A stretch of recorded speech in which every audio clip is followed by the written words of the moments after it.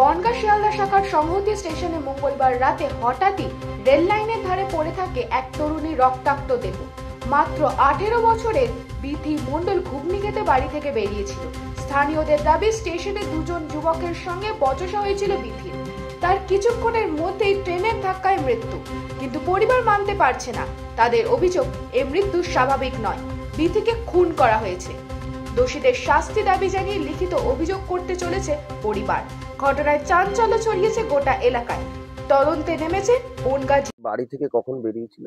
মেয়ে বাড়ি থেকে বেরিয়েছে তখন 6:30 বাজে, সন্ধ্যাবেলা 6:30। আমি বলছে, বাপি পয়সা দাও, আমি ঘুগনি খেতে যাবো সংহতি। সেই গিয়েছে, আর মেয়ে ফেরেনি। তারপরে কি শুনলেন, কিভাবে? তারপরে আমি শুনলাম যে এরকম ট্রেনে কাটা পড়েছে। এবারে আমি সংহতি গেলাম, আমাকে তো ওখানে যেতে দিল না। তারপরে বাড়ি নিয়ে আসলো। আমি একজনের মুখে শুনলাম ওখানে ঘুগনি খেয়েছে। ওই পাশে যে চার দোকান আছে, ওখানে দুটো ছেলের সাথে চা খেয়ে তর্কাতর্কি হয়েছে। এবারে তর্কাতর্কি হওয়ার পরে নাকি তারপরে এই দুর্ঘটনাটা ঘটেছে। এখন আমার অনুমান, ও যে ধরনের মেয়ে এরকম দুর্ঘটনা ঘটাতে পারে না। ওকে ধাক্কা মেরে কেউ ফেলে দিয়েছে আমার মনে হচ্ছে। কারা ছিল, কোন ছেলেরা ছিল সেটা কি বুঝতে পেরেছেন? সেটা আমি তো বলতে পারবো না। আমি অন্য লোকের মুখে শুনেছি দুজনা ছিল নাকি ওই দোকানে বসে চা খেয়েছে নাকি ওদের সাথে, তাদের সাথেই ঝামেলা হয়েছে। কোথায় বাড়ি তাও বলতে পারবো না। কিছু জানিয়েছিল বাড়িতে মেয়েটি যে আপনার মেয়ে যে কারোর সঙ্গে কারো সম্পর্ক আছে বা কিছু?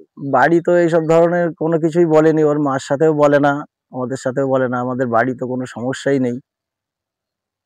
আচ্ছা, কি মনে হচ্ছে, জিআরপি কে জানিয়েছেন বিষয়গুলো? জিআরপি তো ওখানে এসছিল, আমি তো বলতে পারবো না। এসে তো ওখানে থেকে নিয়ে গিয়েছে। ওর পকেটে ফোন ছিল, ফোনটাও নিয়ে গেছে। মানে ফোন ঘেটে দেখলে বোঝা যাবে যে কার সঙ্গে কথা হ্যাঁ, বলছে? ওর ফোনটা দেখলে বোঝা যাবে ও কার সাথে বেশি কথা বলে, কার সাথে যোগাযোগ আছে।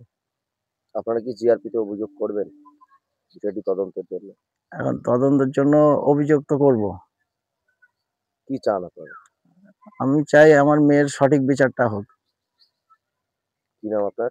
আমার নাম অনুপ মণ্ডল। কি শুনলেন, কিভাবে মারা গেছে? আমি ওর পিসি। আমি তখন রাত 8:45 বাড়ি ছিলাম। আমি শুনলাম যে আমার ভাইজি ট্রেনে কেটে মারা গেছে।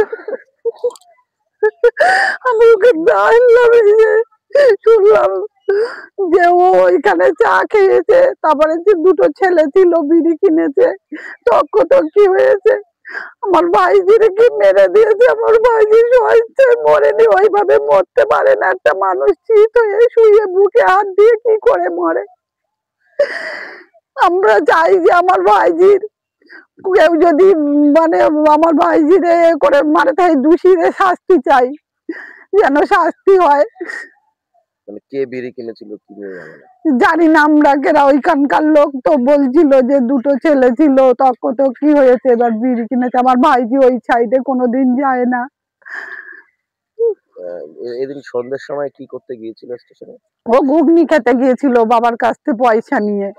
ও বাড়ি সন্ধ্যে দিয়েছে, দিয়ে ভালো ফ্রেশ ভাবে গেছে। ওর মনের মধ্যে কোনো বাড়ি সারাদিন রাগ টাগ কিছুই ছিল না, ভালো স্বাভাবিক ছিল। পড়াশোনা করতে? হ্যাঁ, পড়াশোনায় খুব ভালো ছিল, এনসিসি করতো, অনেক উপরে উঠে গিয়েছিল। কি বলবেন এরকম একটা ঘটনা? কি বলবো, আপনারা খুঁজে যদি বার করতে পারেন, এর জন্য একটা শাস্তি চাই, তাছাড়া আর কি বলবো। কি নাম আপনার? স্বর্ণময়ী মণ্ডল, পিসি, তাই তো? পিসি।